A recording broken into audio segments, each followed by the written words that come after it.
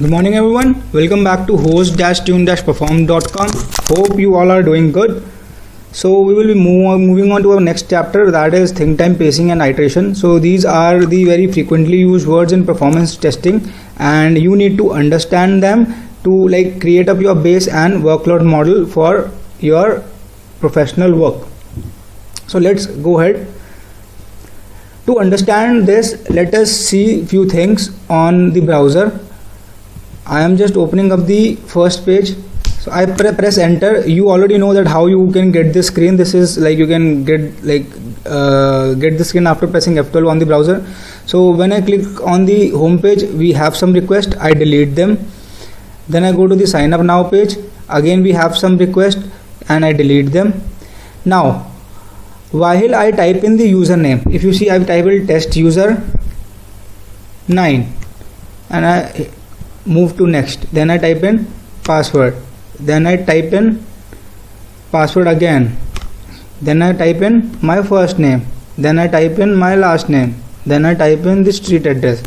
So why I am showing you this is if you see over here while I am filling up the form, so there is no request which is sent to the server.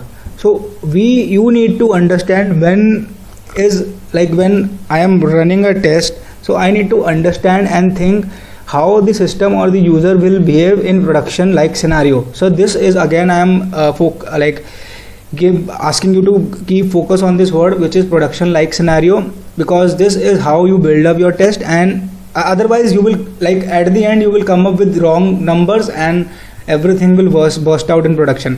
So you need to focus on production scenario. So in production, when a person will be registering the user, so while filling up the form, he will take around 5 to 8 seconds. So he will take around 5 to 8 seconds to fill up this form and then press continue.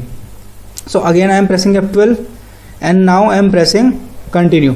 As soon as I press continue, two request goes to the server. So you need to understand when actually a request goes to the server. So the request actually goes to the server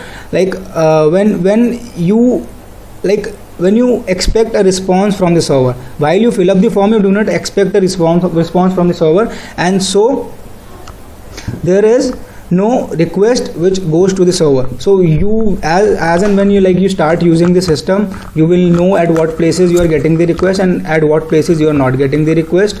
So another way to find out it is just open F12 this console and go to networks, and whatever you do manually on the screen, you can find at what places the request is being sent and at what places it is not being sent. So we have already seen a scenario in which while registering the form and while we fill it, no request is sent, but we are just filling up the form. So now let us talk about think time. If you see up my screen over here, so we have two thread groups. I have created two thread groups. One is for register user and second is for booking the tickets.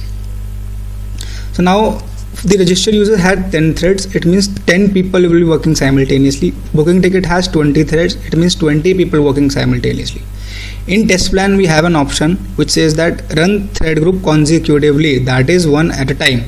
If this is checked and we run the test, it means that first this thread group will run 10 simultaneous users and then this thread group will run 20 simultaneous user consecutively.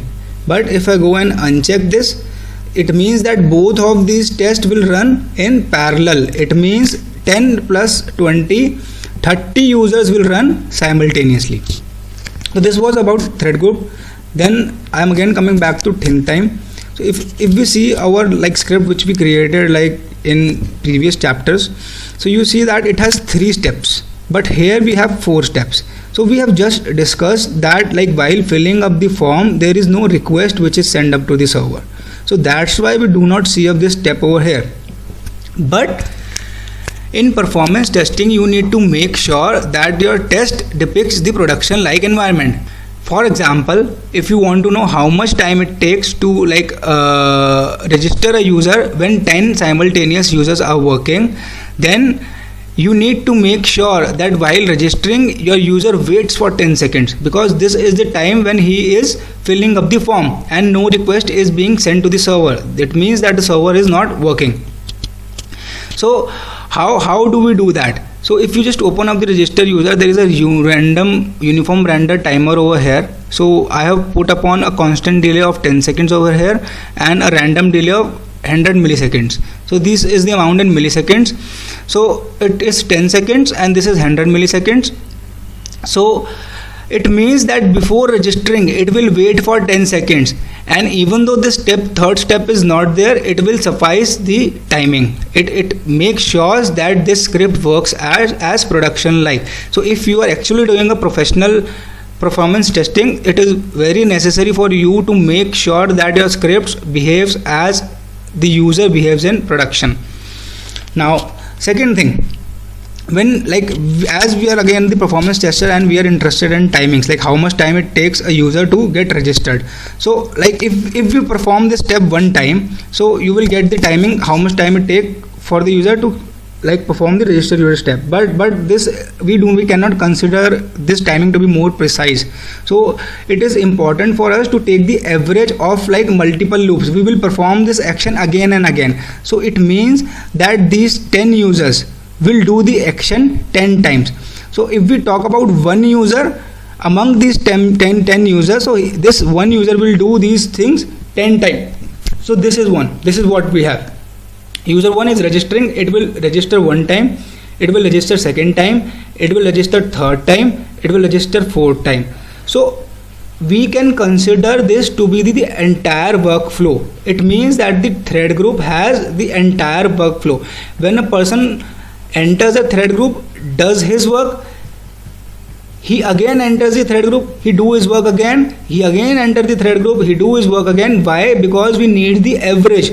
We cannot rely on the timings of a single run. So what do we call this? A complete execution of the set by a single person is called as an iteration. It means that this loop count, it is called as iteration. So this is iteration 1, then it waits, then it is iteration 2, then it waits. So the time which in which the system waits between two iteration is the pacing, and the time when the system waits while doing the workflow is think time. So one point which I have missed over here is I have added one other thing, which is control action. So what happens after using the control action, and this should be over here. So this is outside. So this is in parallel with these transaction controllers. This is not inside this transaction controller. If you place this inside this transaction controller, the time for which the system waited will be the part of your results, which we does not want. So what exactly is happening? A person is going home page, sign up, registering user. In register user, we have put up a wait of 10 seconds because of this fill up form, which is think time. Then after a person completes the flow, so you can say one thing, say it like this, that a person comes and he completes up the flow. So after the complete flow, he wants to wait for 20 seconds or maybe 10 seconds. So we have put up a flow control action. Previous meter versions, you will not find flow control action. Instead of flow control action, you will find test action. So these two are the same things. Flow